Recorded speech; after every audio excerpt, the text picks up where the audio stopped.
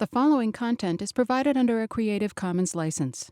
Your support will help MIT OpenCourseWare continue to offer high-quality educational resources for free. To make a donation or to view additional materials from hundreds of MIT courses, visit MIT OpenCourseWare at ocw.mit.edu. Let's go ahead and start. Good afternoon, everyone. My name is Neema Nassir. I'm a postdoctoral associate at Transit Lab MIT. I've been invited to give a few lectures in this course and basically participate in delivering the course material for this course. I will be talking in this session and in the next session on short-range planning practice. And then I'll be back again in April, in 4 sessions in April, lecture number 13, 14, 15, and 16, dealing with vehicle scheduling, crew scheduling, network and route structure, and high corridor ridership, high ridership corridors. So let's go ahead and start. In this session, we're going to talk about short-range planning practice. And basically, I will give a brief set of definition and concepts and introduction to the planning activities that are usually made at transit authorities in the US and also worldwide. And then we will briefly talk about the measures and standards and guidelines that are published and used by transit agencies to plan their service based on those. Then we will also talk about current practice and critique of the existing systems. Probably we will cover item 1 and some material on item 2 this week, and then the rest will actually be delivered to you in our session next Tuesday. So.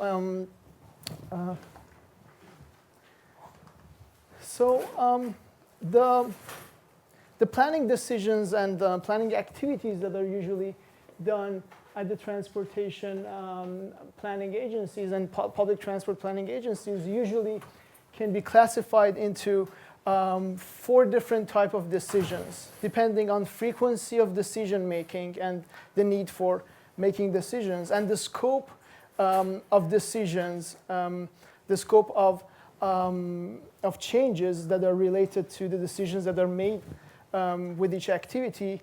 These planning activities are divided into 4 different classes: long-range planning activities, medium-range, short-range, and control. Long-range planning activities basically include major capital investment, major improvements to the infrastructure, which would include construction of a new station, a new rail line, a new busway to the system. Or it could also be related to and as a result of major institutional changes and changes to the basically financial resources of the organization. The decisions that involved in long-range planning are usually driven by political and economic considerations, and basically the type of analysis and the type of planning that is done in long-range planning activities involve projection into the future and prediction of demand and prediction of situation in the future. Therefore, it requires a comprehensive analysis usually for and strategic planning of interactions between land use, changes in land use, and interaction between land use and demand in the future. And it basically needs to capture or have like an insight into the future of the network and of the region. The next range is basically, or the next class of planning activities is basically the medium-range activities. Medium-range activities include bus network structure design, network size design and improvement, fleet size, fare policy, and technology. It basically involves incremental or medium improvement to the system and to the transit service. One point that I need to mention about the long range and medium range is that these two, although are really important in the planning practice for transportation systems, but these decisions are usually done at the upper level, at a higher level than the transit authority. For example, long range decisions are usually done in collaboration between MPOs, metropolitan planning organizations, state departments of transportation, and transit authorities. So transit authority is not the final decision maker in that case. And it needs close interaction and close collaboration with the higher level organizations and governmental agencies to make the final decisions. So that's about the long range. Medium range is also somehow similar. It usually, for example, decisions that are related to the network structure, although there is a lot of interesting research going on in universities that deals with optimization of network design and optimization of the structure of the network, because what happens in practice is that usually in the networks that we live and in current cities, the actual layout of and the structure of the network is already given. And it's usually rare or impossible that we start from scratch and start to design a network from scratch to begin with. So therefore, what we usually observe is incremental changes to the network, addition or elimination of some routes from the service, and basically decisions that are related to that. Question? Yes, please. In terms of fleet size, could that come as a request from the agency? Like an agency says, we have a bus line, it's at capacity or over capacity, we need more buses. Could it come like from a request to the higher level? Yes, definitely, yeah. So, but it eventually requires the interaction and also the securing of funding from the upper level governmental agencies. So yeah. The reason that I'm explaining this is that I like for you to understand why we are focusing on short range decision making and short range planning practice in this course. That's mainly because the bulk part of activities at transit agencies is related to short range planning and short range decision making. So what we mean by short range decision making are decisions that are usually made more frequently than a yearly basis. And they basically entail decisions about the structures of the route, layout of the route, layout of the stops, and basically decisions about the frequency of service, timetable, and vehicle and crew scheduling. Despite the first two classes of, the top two classes of decision making that are usually driven by political and economic considerations, short-range decision making and control activities are usually basically driven by cost optimization, and these are basically tactical decisions as opposed to strategic decisions that are usually in the long range and medium range. So then there's real-time and control decision making, which is basically usually done currently in using like expert decision and expert activities. They're not really. There is an ongoing effort in the technology to improve the quality of control. Ongoing research to use real-time data and improve the real-time performance by using real-time control. This includes revisions of the routes. That could be the case for in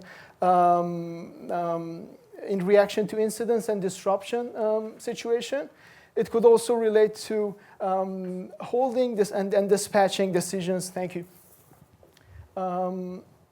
that could actually be used to improve the effective capacity of the system by trying to regulate have a better frequency basically in the service. So similar to the typical planning problem, there are major elements in planning for public transportation, and particularly in short-term and short-range decision making. It includes data collection, similar to what you guys have done in your homework assignment number 2. Collection of data on demand, collection of data on supply, and the interaction of supply and demand is an essential part to be able to make decisions and make the basically reliable and actionable intelligence for the decision-making process. Then there should be like analysis on identification of potential problems and identification of opportunities to improve the situation. And then there is the creative part of design of options, solution, and strategies to address the situation. And then typical to any economic analysis, there would be an element of cost and benefit estimation to be able to justify the project. So in terms of operational planning process, or in another term, short-range planning process, there are multiple stages involved in the work.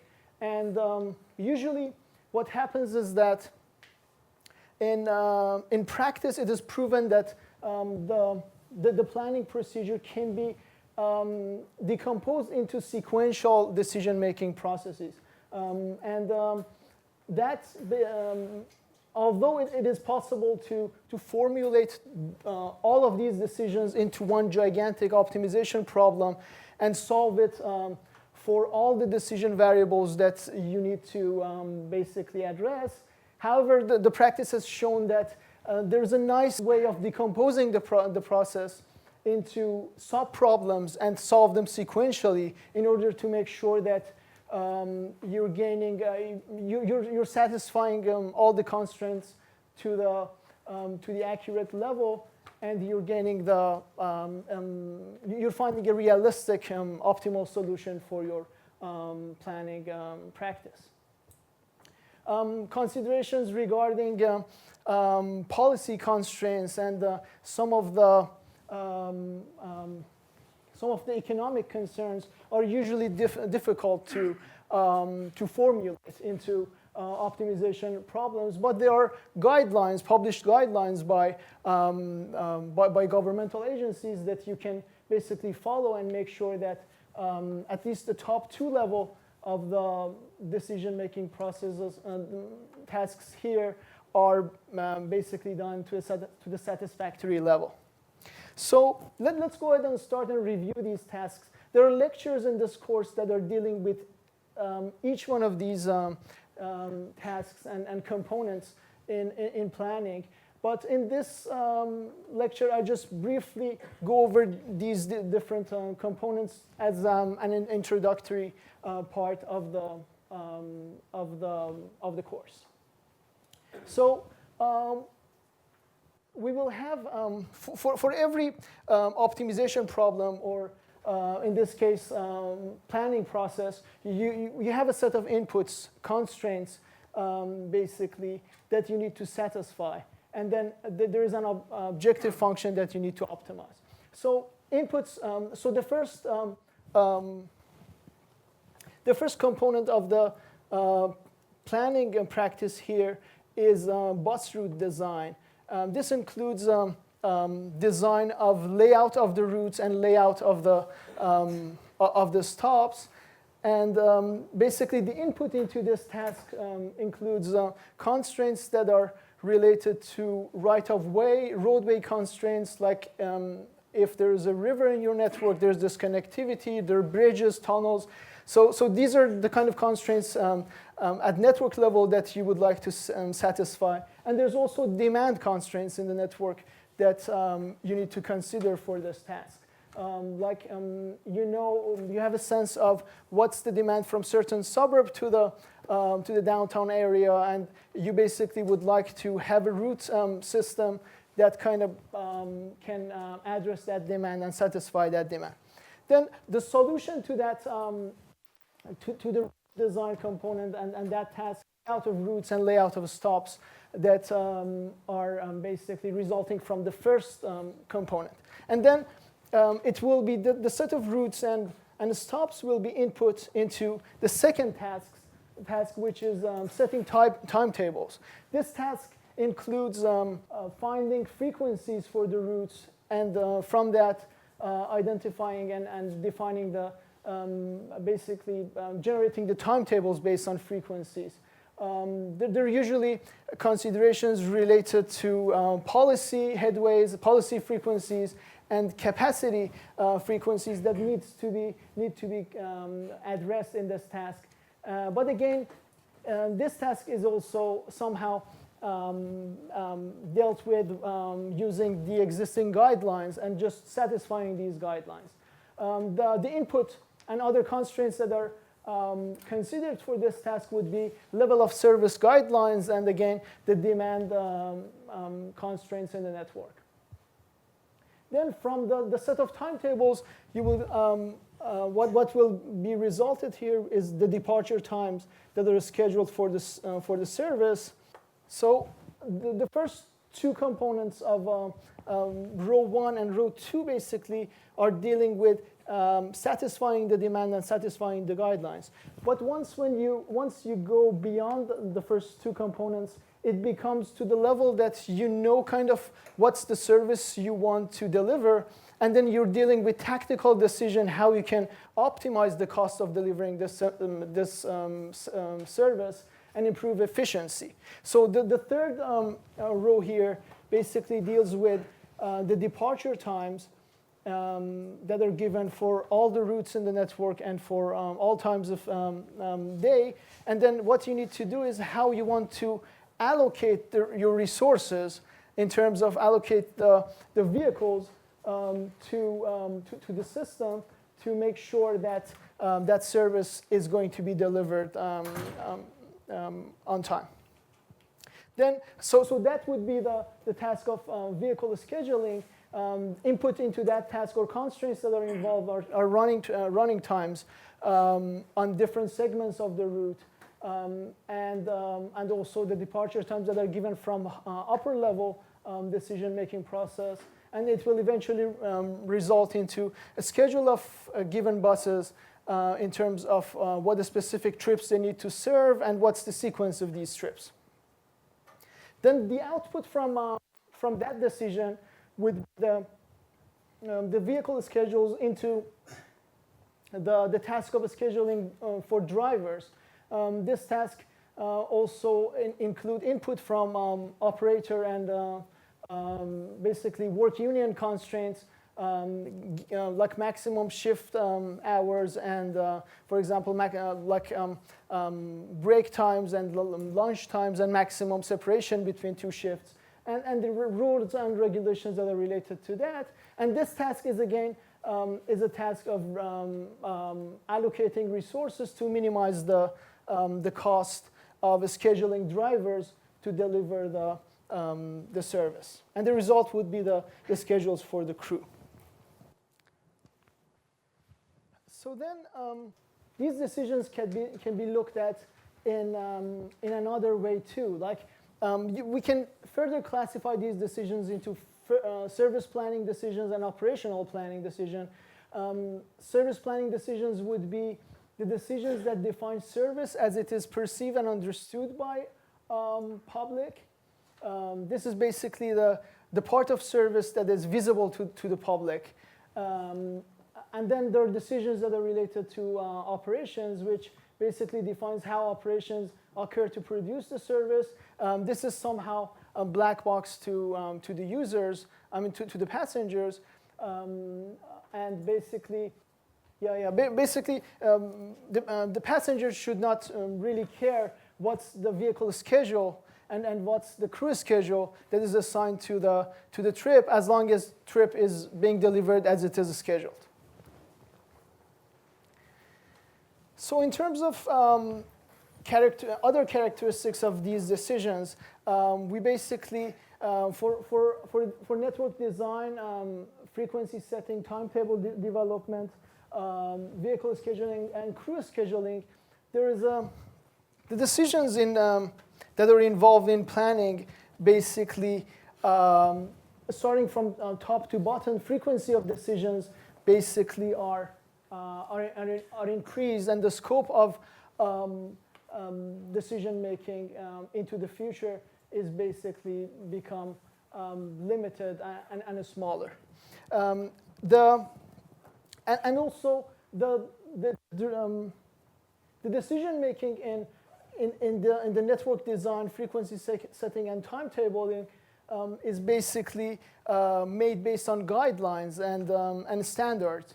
And decision making on the lower level, vehicle scheduling and crew scheduling, is made usually based on optimization of cost. And then given the nature of the decision making, the tools that are used and the techniques that are used for solving these planning decision-making processes are basically ranging from judgment and manual analysis that is more dominated into computer tools that are basically designed to solve optimization problems for minimizing the cost. So similar to the classical evaluation structure, when we're dealing with planning questions and planning projects or planning alternatives, there's this structure that starts with goals, objective measures, and standards or guidelines. So let's just make a quick practice and define a goal, and then define objectives for that goal, define measures based on that, and see how a standard can be defined to make that planning decision acceptable. So let's define a goal.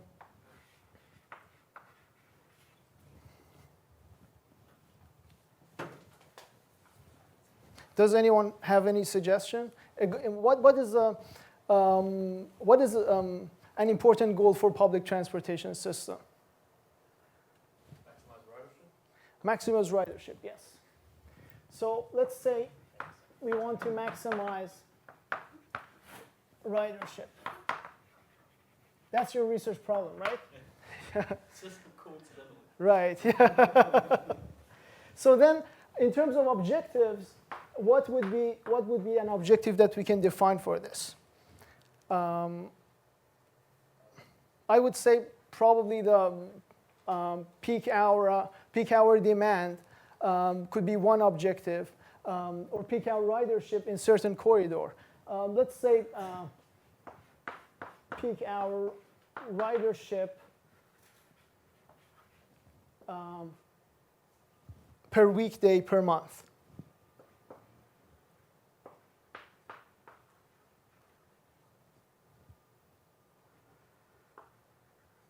Well, peak hour ridership would be the objective here, and then the measure that you would define would be peak hour ridership per weekday per month. And then the standard that you want to define would be something that not only captures the demand side, but also the supply of the system too. So you would come up with probably like I would like vehicle riders per mile per hour. Yeah, exactly. Or let's say like 60% of capacity.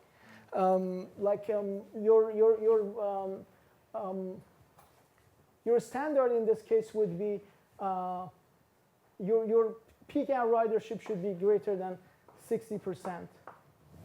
of capacity. So this was just an example that we tried to work out one practice for evaluation structure. But let me give you another example that is actually used in the practice.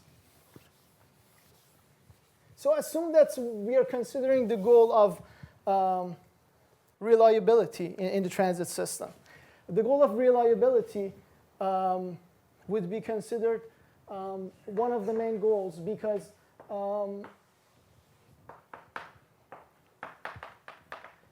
if we have a reliable public transport system, you can secure and you can guarantee a body of demand in your network that can rely on your transit system and basically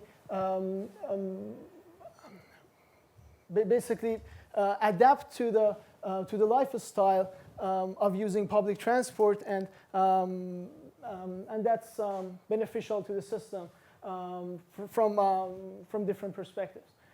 So the objective that we can define for reliability in this case would be possibly. Can you come up with some objective that we can define with the goal of improving reliability? On-time performance, yes.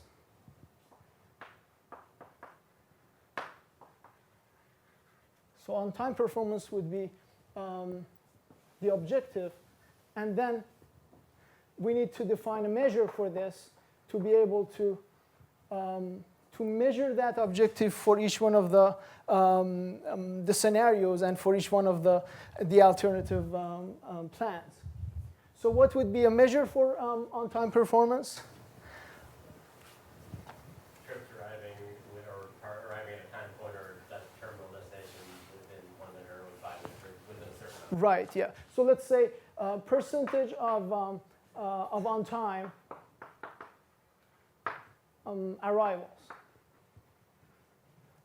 So we would say percentage of on-time arrivals, and we would define on-time arrivals to be between 0 and 5 minutes of a schedule.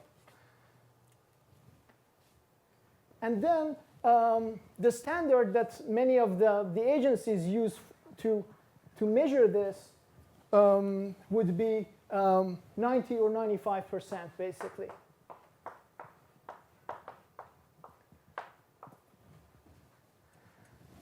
So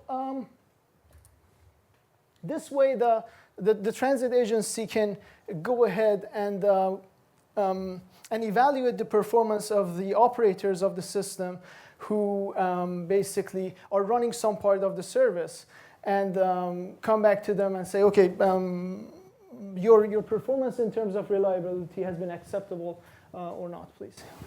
Shouldn't the standard also include something like what is the gain over the previous set standard? So for example, if the goal was reliability for the previous phase of planning as well, and the reliability was somewhere around 80%, and now the goal is to achieve a 10% gain.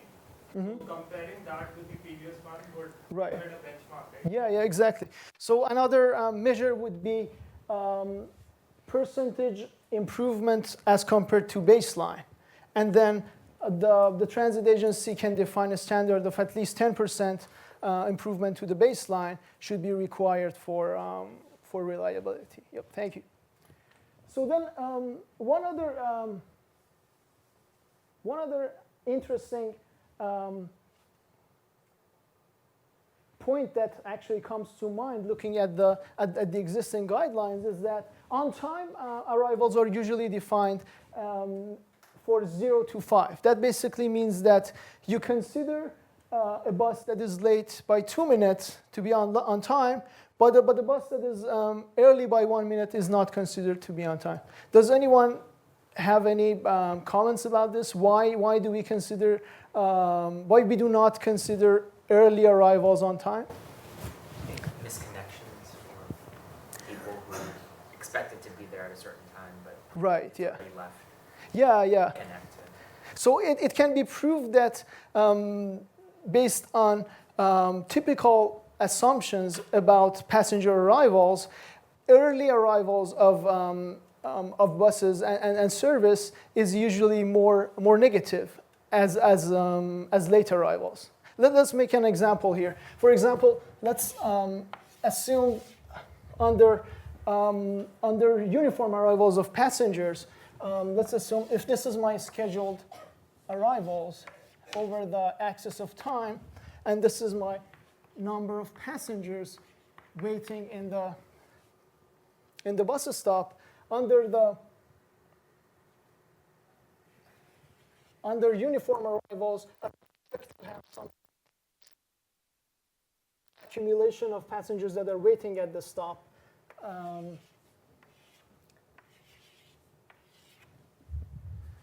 And then what happens is that if one of these buses are early, let's say it basically arrives at this time, what happens is that the amount of time that we are saving due to this arrival is basically less than the amount of time that will be added to our waiting time for the next trip. And that's because number of people who are experiencing this is a little higher. Number of people that are experiencing the additional waiting time is higher than number of people who are experiencing the early arrival and a cut to their waiting time. So if you compare these two areas, that basically tells you you're basically having a loss or having an increase in waiting time if your service is early. And then the situation becomes worse in the case that you suggested when people are coordinating with the system. For example, it is assumed that, and it can actually be proven by looking at the data too, that people make the transition to coordinated behavior and coordination with the schedule as the frequency of service increases. For example, for a service that is scheduled to be delivered every half hour or every 1 hour, it is expected that passengers are coordinating with the system and with the coordinating their arrivals with the departure of the buses. But when it comes to more frequent service, then we will have more uniform arrivals. So in that case, what we would observe is that passengers' arrivals would resemble something like this.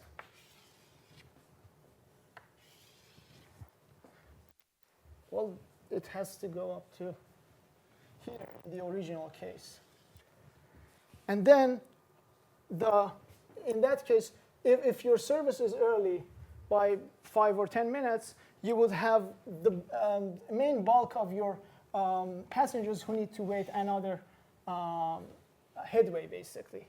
So this should be actually added to your computation too. Is there any questions about this?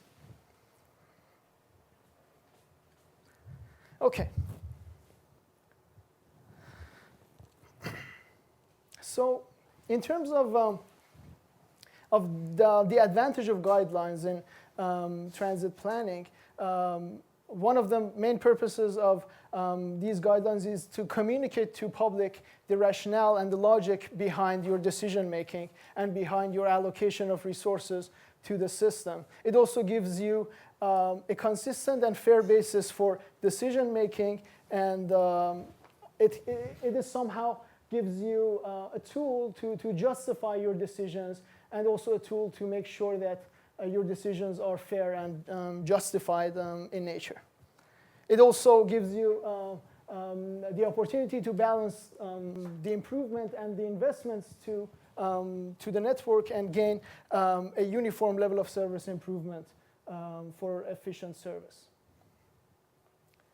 So the guidelines that are existing in the literature and in the practice, basically, in the state of practice, are dealing with the service, with the design of service and with the delivery of service. So the design of service basically dealing with variables that are related to spacing and density of stops, spacing and density of trips, and frequency of the service as it is designed and as it is in the schedule. So there are guidelines related to that. And there's also guidelines related to how you deliver, or how the transit agency delivers the designed service, and how the performance actually took place. So the main factors of service design and service quality from the passenger's perspective are basically reported by Transit Capacity and Quality of Service Manual of the Transportation Research Board, and it basically includes frequency of the service as one of the main aspects that are or factors that are defining the quality of service: waiting time, reliability, and access. This is access over time and also access over space. So why do we again have both frequency and waiting time in here? So if frequency and waiting time are kind of interrelated, how come there are two separate items here on the list here? Does anyone have any suggestions about this?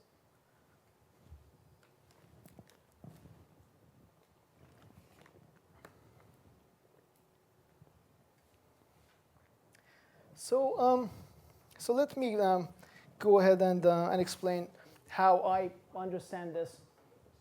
Frequency of the service is important in terms of not only in terms of the waiting time that could be associated with that, but also when it comes to lower frequency system and longer headways, it is the waiting time is not a function of frequency anymore.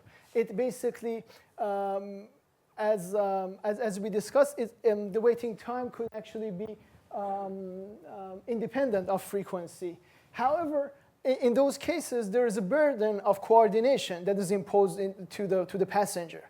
So if you have to coordinate your arrival, for example, in the morning from home to work, then there is some sort of inconvenience that is imposed to you to basically to make it to your coordinated schedule.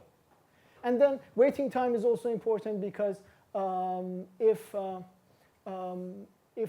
the service is frequent, but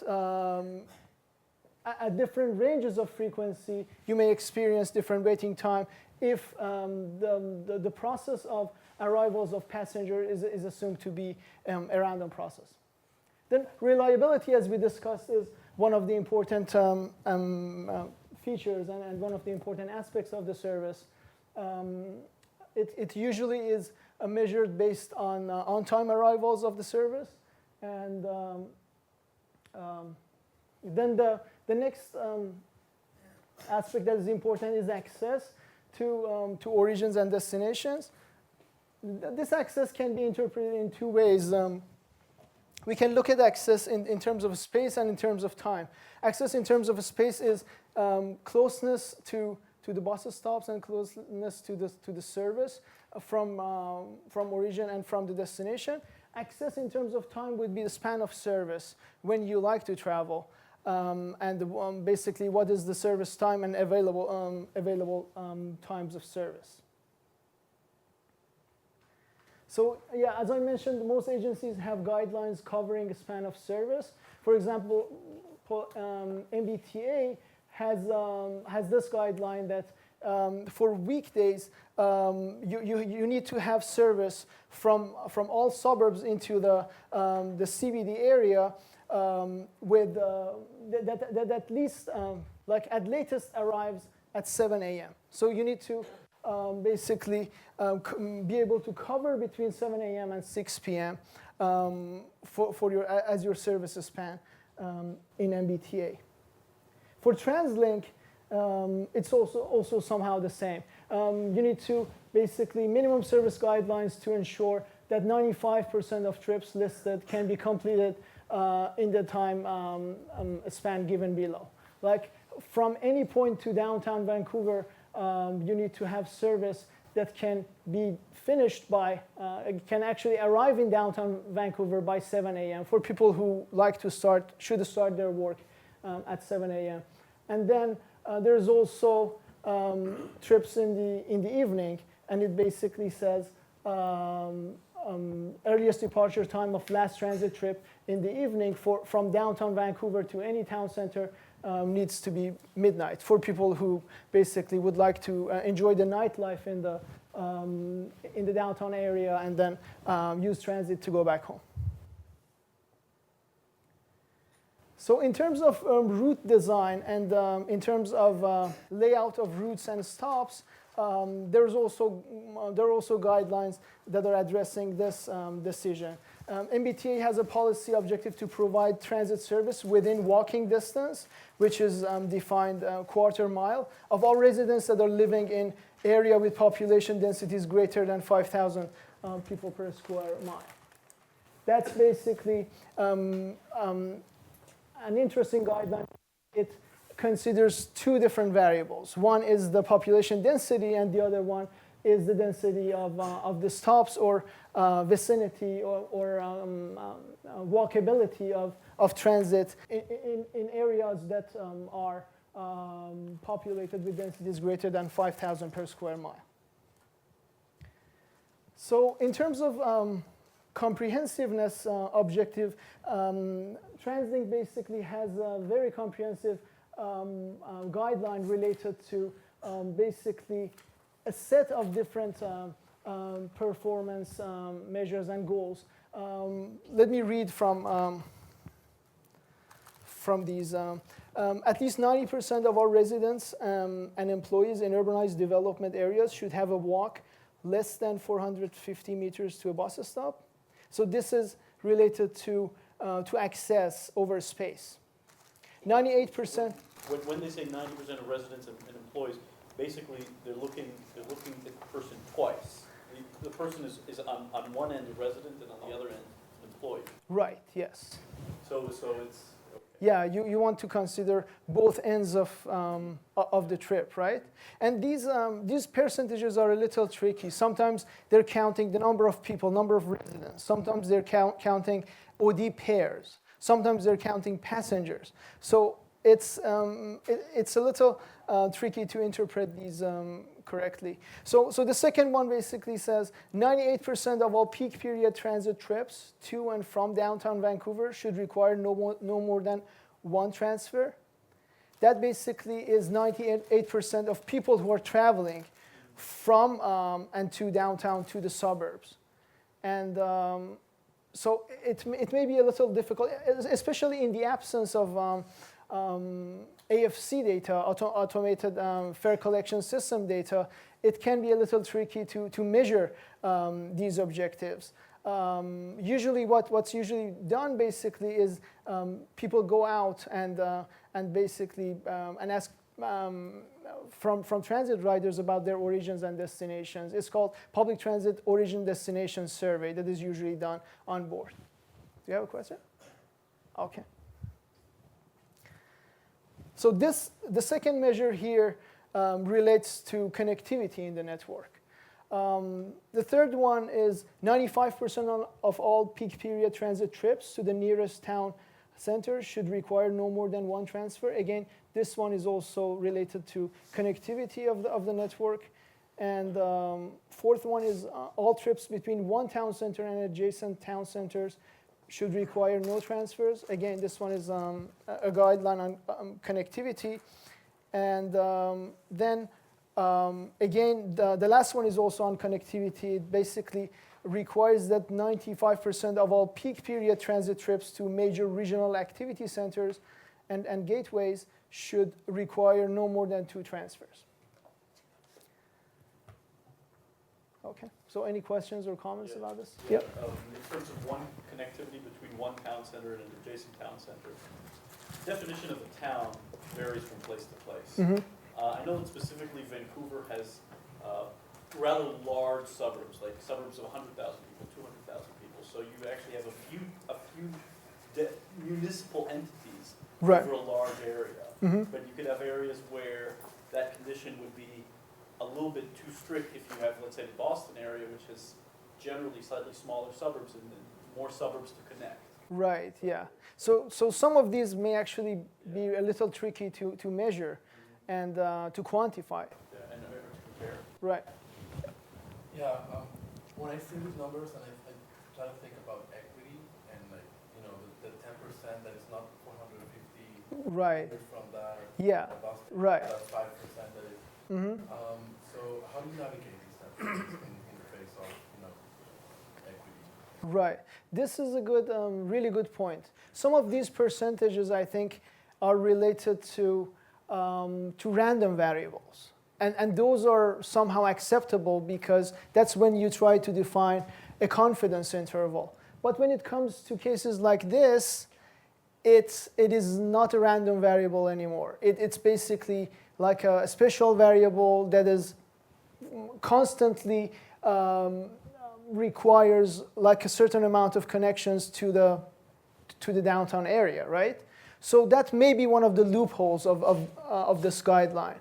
That's a really good point. And because one may argue that if 95% of my OD pairs are connected with the minimum connectivity requirement, what about the rest of 5%? Does it mean that all people who live in that 5% area will have to go through the unacceptable connectivity situation? So that's a valid point, and thank you for bringing that up. Right. Does Vancouver actually achieve these goals? They seem kind of lofty, kind of difficult to Right. realize. Yeah. Well, these are usually for projects and plans that are being proposed for like a small start projects or for improvement plans. So I think what they try to do is to make sure that the ones that are being accepted and being implemented would satisfy this. But I'm not really sure if the existing network satisfy all these conditions or not. Sorry, is TransLink the name of the agency that runs? Yes, right, yeah, right. Okay, so any other questions? Right.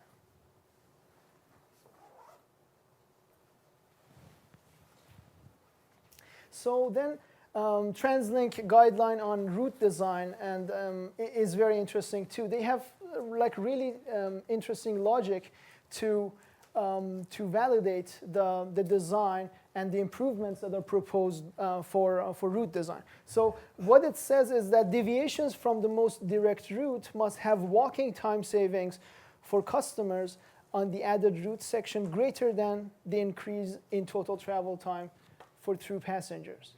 So does anyone have any quick interpretation on this guideline?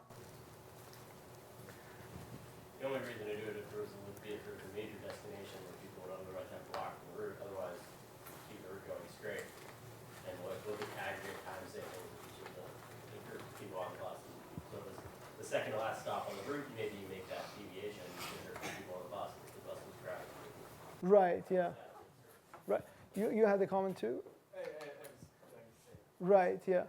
So if you look at the problem or look at the situation from the perspective of system and from the perspective of total travel time in the system, what they basically are requiring is that, for example, let's assume that I have a suburb here, and then this is my downtown area, and there's a route here that has multiple stops, and then there's another suburb here, which in the original plan is being served by this route. However, it requires a walking link to different stops.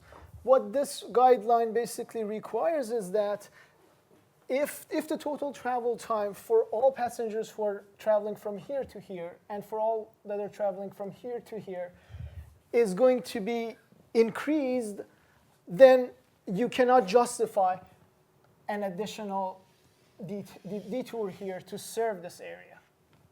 Meaning that if the total travel time saving that is done on the walking time of these people is not as much as total increase in travel time of people that are traveling from this suburb to this suburb, then you cannot justify the design or the reroute. Okay.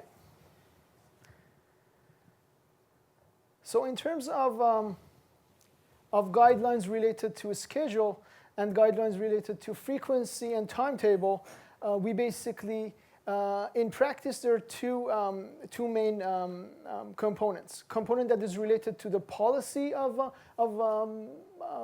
design, and components that is related to the crowding situation. Policy of design basically dictate a minimum headway, or basically a minimum frequency or a maximum headway for the service. And that's basically the case when there's no crowding situation. However, in the main corridors and in peak directions, we usually would go beyond the service of policy headway because we need to accommodate the demand, and that's basically how the maximum passenger crowding guides come into play. So in terms of the actual guideline on policy of headway for MBTA, we have maximum headway on all local bus routes should be 30 minutes in peak and 60 minutes at other times. For express routes, there should be at least 3 trips in each peak period. So let's discuss a little bit more about this. Why do you think that we need to have a policy headway, maximum policy headway? If we are considering the demand, and if we are trying to satisfy the demand by number of vehicles that we are assigning to the route, then why should we care about a minimum? Did you?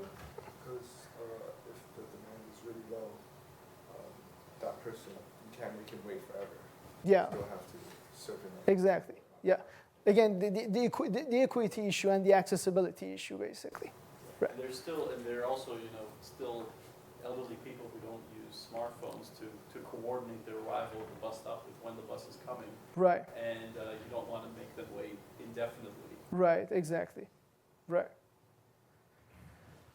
Okay. And then when it comes to considerations related to the crowding, we have guidelines about maximum crowding and maximum expectation of crowding that would dictate a minimum frequency for the service. For example, for Green Line, the maximum passengers per car should be no more than 225% of the seats in the peak period. In the off-peak, the maximum passengers should be no more than the seated capacity, except in the central subway, which can go up to 140%. Yeah, so here is the TransLink Guideline, TransLink Guideline on frequency objective. It basically defines different headways for different, based on time of days and based on modes of transit that the transit agencies and operators of the system need to satisfy.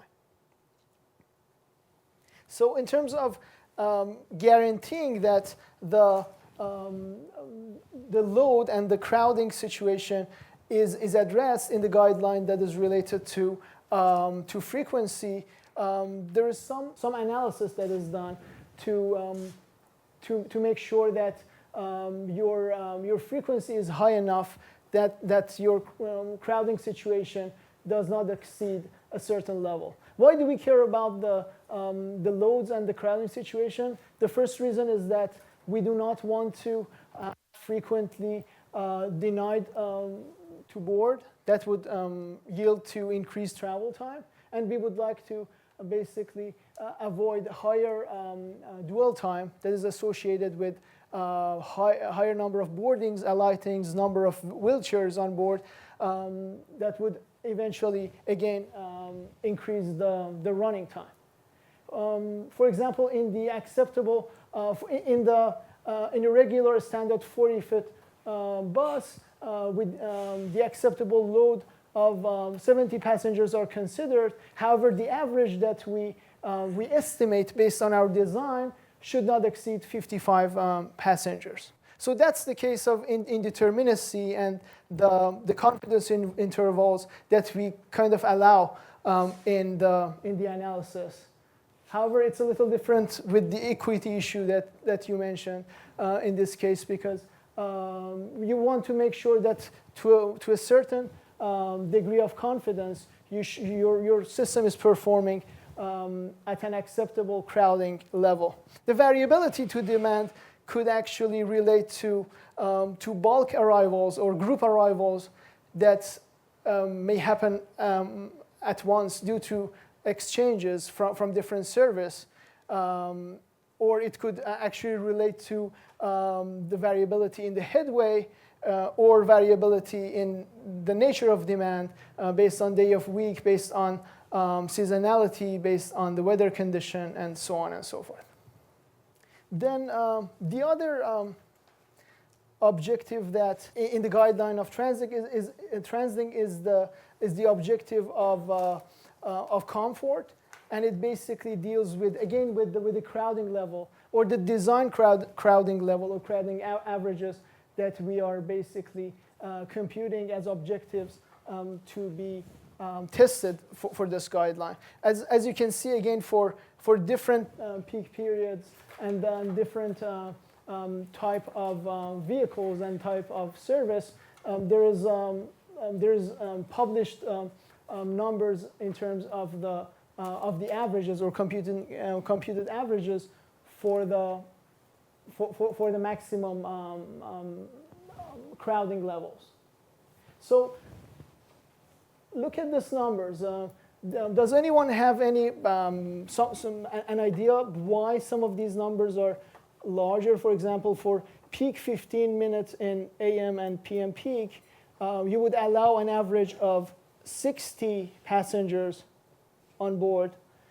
However, when it comes to computations of peak 30 minutes, you would only allow 55.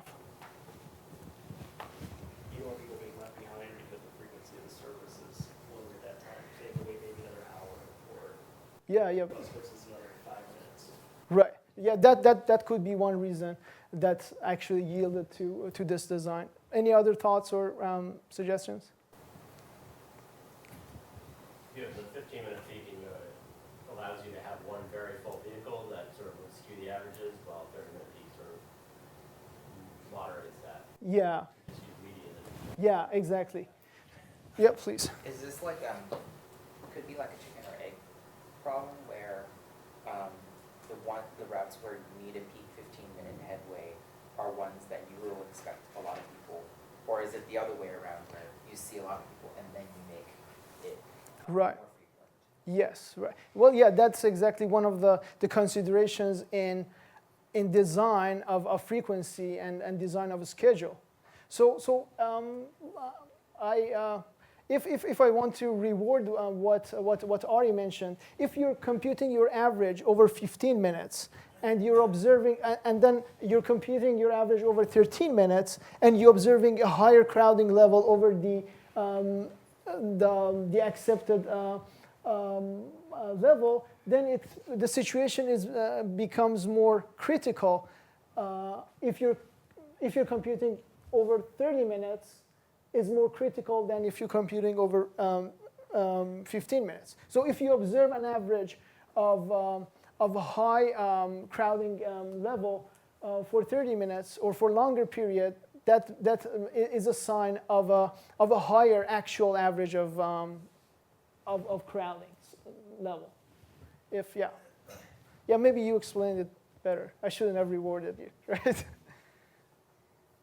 So the other objective that TransLink covers is basically the comfort situation. This is one of the interesting ones, and I do not really know how it's possible to measure this for a design. It's probably usually being used in evaluation of the existing service. It basically deals with a number of minutes that you expect from passengers to be standing maximum number of minutes of being standing on board. And there's a level of compliance that is defined for each one. For example, you would allow no more than 95% cases that passengers would have to stand more than 20 minutes on the trip. So I can imagine if you have an existing system and if you want to measure this, you can go out and survey these numbers and compute averages and compute the distributions. However, if you have a design which is not in place, does anyone have any thoughts how you can come up with some sort of estimation for this case? Yeah, simulation could be one possible way of doing this. Yeah, simulation of demand could be one possible way of doing this. You could check like if it's a train, I saw the SkyTrain there, you can see where the train fills up and then assume that everyone that boards the train afterwards, if you know how many people are boarding, if you have right, yeah. data to do that, then you can assume that everyone who's boarding after is standing, and then you can see how many of them have 20 minutes or more left on the journey till right. the train gets Exactly. down. That's a good idea. So what you're suggesting is to generate the load profile for the line, and whenever the load is over the seating capacity, you measure the time period on that. So that's a good idea. Right.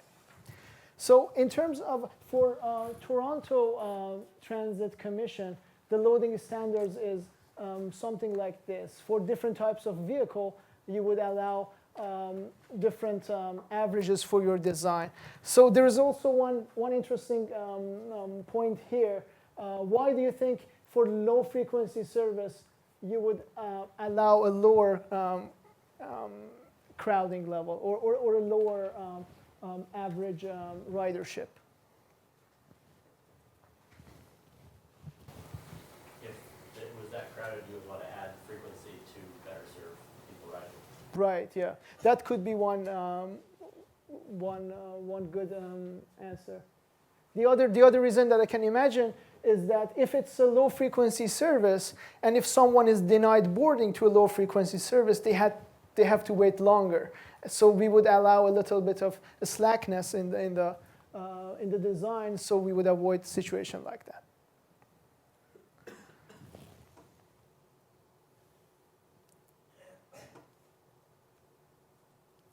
Okay, so let's stop here, and then we will continue to the rest of the guidelines, particularly with the reliability of service next week. There's a question here? Right. Is there a reason why we use so many Canadian examples? Sorry? Is there a reason why we use so many Canadian examples? That's a good question. Public transportation is better. Yeah, better. Probably the closest place that has a better public transportation.